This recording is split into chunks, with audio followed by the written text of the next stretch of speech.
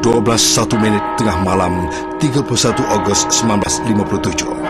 Padang Kelab Selangor berhadapan bangunan Sultan Abdul Samad, bendera Union Jack diturunkan dan bendera Persekutuan Tanah Melayu dikibarkan.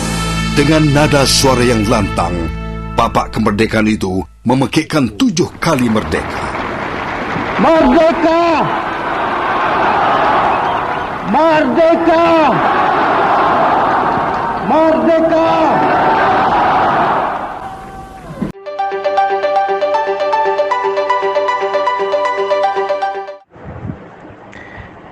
Batu Sepakat Keningau ialah sebuah monumen penting yang terletak di Keningau, Sabah.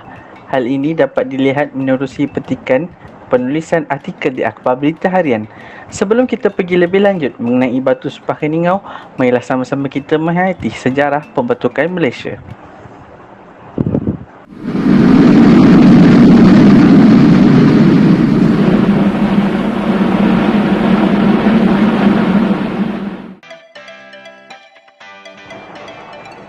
Malaysia adalah sebuah negara yang harmoni. Malaysia didiami dengan pelbagai kaum serta pelbagai bangsa.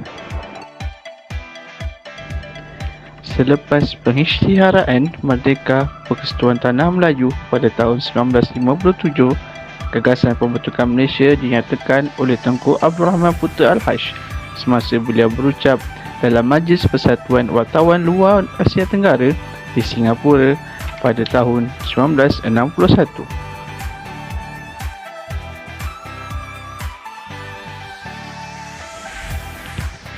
Antara sebab-sebab pembentukan Malaysia giat dijalankan adalah yang pertama, untuk menjamin keselamatan negara, yang kedua, untuk mewujudkan sosioekonomi, dan yang ketiga, untuk mencapai keseimbangan kaum.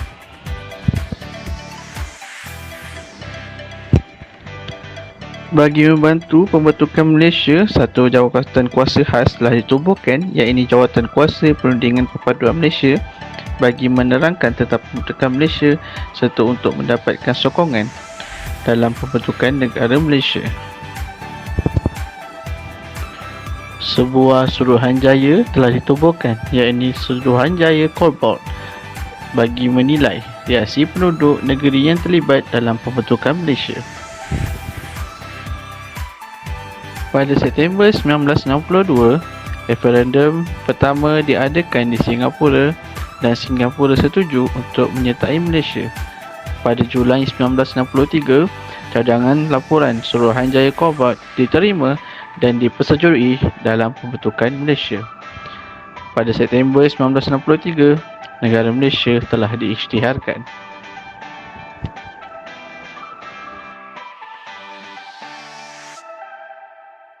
Sejarah negeri Sabah. Sabah merupakan salah satu negeri yang terdapat di Malaysia yang terletak di bahagian utara Pulau Borneo di Malaysia Timur.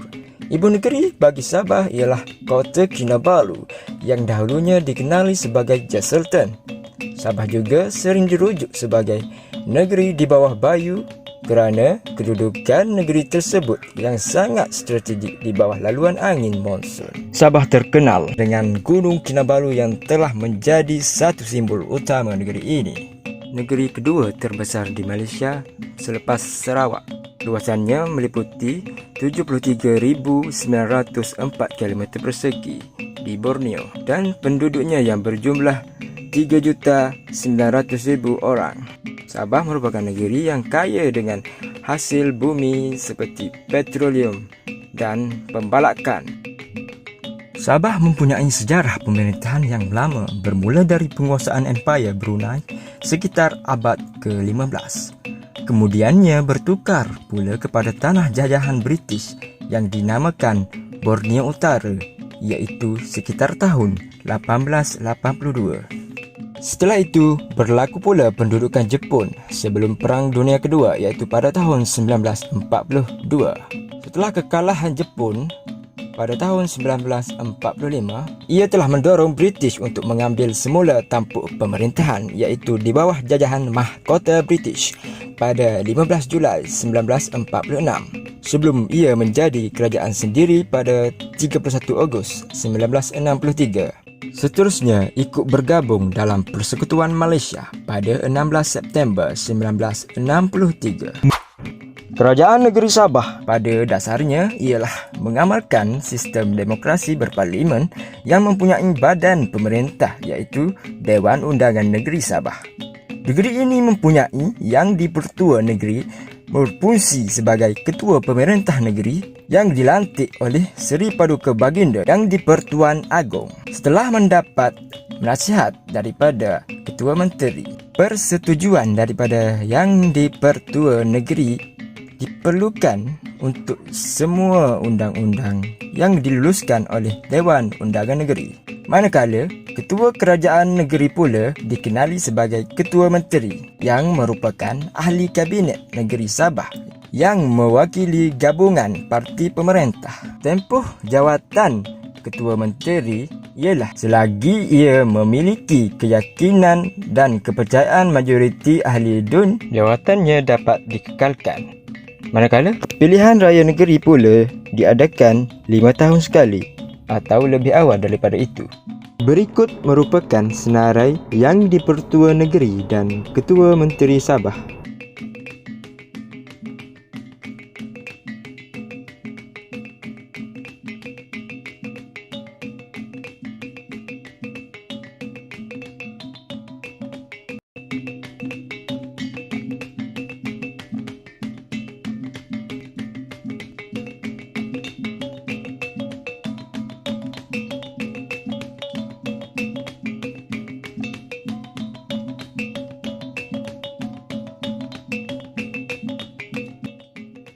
Sokongan rakyat Sabah terhadap pembentukan Persekutuan Malaysia telah dicapai dengan beberapa syarat.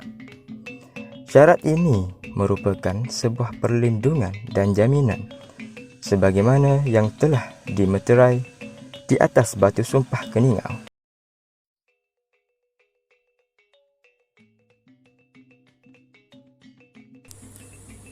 Batu Sumpah Keningau merupakan lambang kesetiaan dan persetujuan rakyat Sabah terhadap pembentukan negara Malaysia.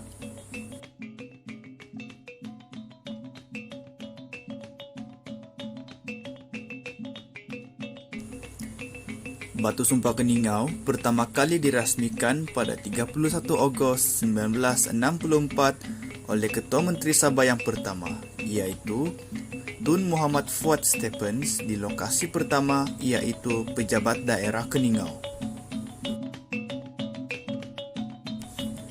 Idea penubuhan Batu Sumpah Keningau pada mulanya diusulkan oleh Datuk G.S. Sundam, iaitu salah seorang daripada pemimpin Sabah pada ketika itu kerana beliau khawatir hak-hak orang Sabah akan hilang sekiranya membentuk Malaysia.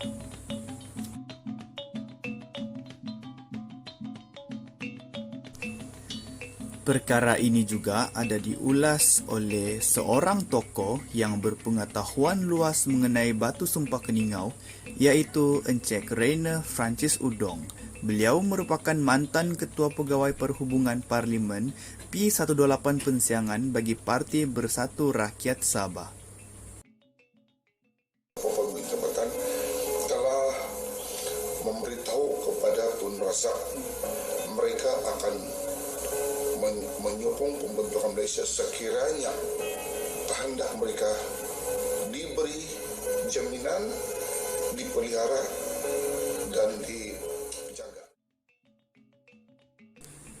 Oleh itu, setelah beberapa rundingan dijalankan, akhirnya semua pemimpin bersetuju untuk membentuk Malaysia dengan bersyarat, iaitu Perjanjian 20 Perkara Sabah. Dan sebahagian daripada syarat-syarat utama dituliskan di atas batu sumpah tersebut. Antaranya ialah agama bebas dalam Sabah, tanah-tanah dalam Sabah dikuasai oleh Kerajaan Sabah, adat istiadat anak rakyat Sabah dihormatkan dan dipelihara oleh kerajaan, sebaliknya pula rakyat-rakyat Sabah di dalam interior bersumpah taat setia kepada Kerajaan Malaysia.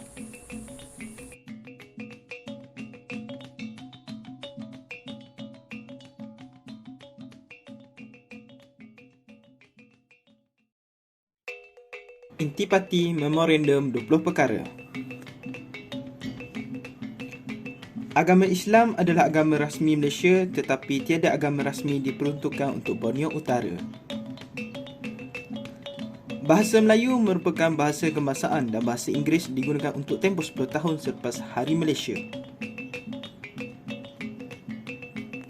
Perlembagaan Persekutuan Tanah Melayu diterima sebagai Perlembagaan Malaysia.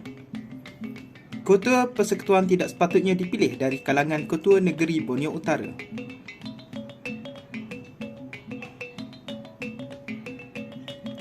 Nama persekutuan ialah Malaysia dan bukannya Melayu Raya.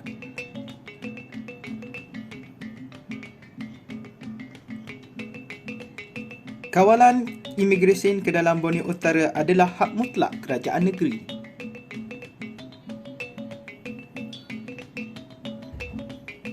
Tiada hak berpisah diberikan untuk berpisah daripada persekutuan.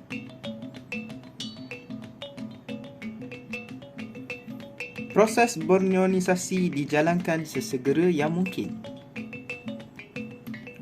Pegawai-pegawai British digalakkan kekal dalam perkhidmatan awam.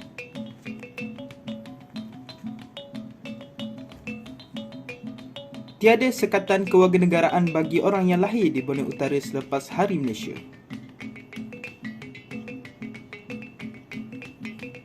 Tarif dan kewangan adalah hak mutlak kepada Borneo Utara dalam mengurus hal tersebut.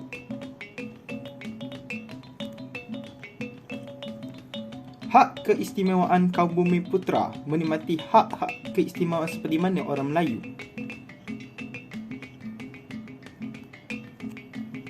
Kerajaan negeri mewujudkan satu sistem kementerian yang sempurna.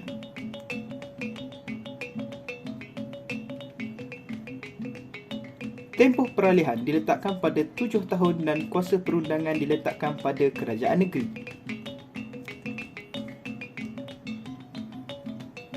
Sistem pendidikan sedia ada dikekalkan. Perlindungan khas telah diberikan kepada Borneo Utara dalam hal perlindungan perlembagaan. Wakil di Parlimen Persekutuan mengambil kira populasi dan saiz kependudukan. Nama ketua negeri ialah Yang di-Pertua Negara. Nama negeri ialah Sabah. Tanah, hutan, kerajaan tempatan dan lain-lain. Kuasa majlis tanah tidak seharusnya terpakai di Borneo Utara. Terdapat dua peristiwa penting Perjanjian 20 Perkara Sabah. Yang pertama, pemindahan Batu Sumpah ke Ningau. Kerajaan Persekutuan melalui Kementerian Pelancongan dan Kebudayaan memperuntukkan RM1.025 juta untuk projek pemindahan dan penempatan semula Batu Sumpah ke Ningau. Menterinya, Datuk Seri Mohamed Nazri Abdul Aziz berkata ia membabitkan kerja pemindahan Batu Sumpah, pembinaan jalan baharu, plaza, plak dan tempat letak kereta serta beberapa kemudahan lain. Beliau turut berkata, Batu Sumpah itu akan ditempatkan di lokasi selayaknya iaitu berhampiran bangunan Muzium Warisan Keningau sekaligus memudahkan orang ramai dan pelancong menghayati nilai sejarahnya selain menjadi percutanda daerah Keningau. Mohamed Nazri berkata, Batu Sumpah Keningau ialah peninggalan sejarah yang amat penting. Ia bukan sahaja untuk daerah ini dan Sabah, malah dalam pembentukan Malaysia. Batu Sumpah itu dirasmikan pada 31 Ogos 1964 dengan disaksikan Ketua Menteri Sabah Tun Fuad Stephens serta Ketua Etnik di hadapan pejabat daerah lama Keningau ketika itu sebagai simbol peringatan pembentukan Malaysia. Kedua, upacara ritual Batu Sumpah Keningau. Batu Sumpah Keningau merupakan batu sumpah yang paling keramat di Sabah. Batu sumpah ini didirikan ketika timbul kebimbangan di kalangan para ketua-ketua kaum OKK mengenai jaminan hak-hak Sabah North Borneo ketika berada dalam Malaysia.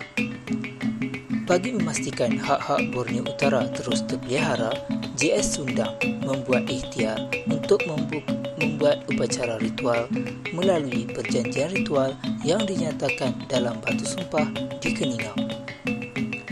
Upacara ini bagi meredakan kebimbangan dalam kalangan ketua-ketua tradisional kaum asli di Borneo Utara terhadap hak-hak negeri dalam persekutuan yang baru. Upacara ritual batu sumpah ini dibuat kerana OKK Sedomon dan JS Sundang berpandangan bahawa walaupun konsep perlembagaan bertulis dan 20 perkara jaminan dibincangkan dalam mesyuarat IGC, tetapi tanpa simpul tradisional melalui adat istiadat tempatan, mereka berpendapat bahawa ia sukar untuk dikekalkan. Tokoh-tokoh nasionalis Sabah berkumpul bersama untuk menyertai upacara ini dengan pembacaan amanat oleh Dr. Jeffrey Kittingan di hadapan hadirin yang hadir. Dalam upacara ini, ritual Morning Walik dijalankan oleh 2 orang bobolian, sementara upacara diiringi oleh paluan gong oleh masyarakat Murut Nabai Keningau. Sebagai kesimpulan, Encik Rainer ada menyatakan harapan beliau bahawa kehidupan yang bermasyarakat majmuk haruslah dijaga dan dikekalkan tanpa mengira kaum dan agama di Sabah. Hal ini kerana perjanjian 20 perkara dan batu sumpah ini merupakan sebuah lambang identiti asal-usul penduduk Sabah serta merupakan jaminan kepada kemakmuran antara hubungan kerajaan, persekutuan dan kerajaan Sabah. Perjanjian 20 perkara ini juga memainkan peranan yang penting demi memastikan warisan dan keturunan serta bangsa akan terus terpelihara.